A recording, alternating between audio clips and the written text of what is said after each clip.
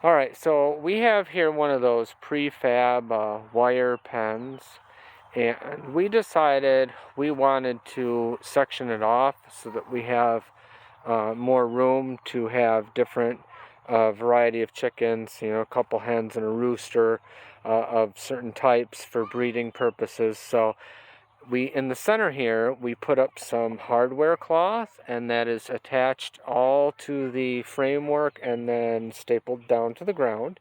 In the center, we built a door using leftover pieces from one of those easy up pop-up gazebos that had gotten destroyed because we forgot and left it open during a rainstorm. So we used metal pieces from that to construct the door, and then of course more hardware cloth over there. And now we've got things sectioned off. The guys on the other side are currently up to be rehomed or sold, and when they're gone, that'll be a breeding area for one type of chicken, and then where I'm standing will be a different breeding area. Specifically, the back there will be Saramas, and the front here will be Ayam Samani.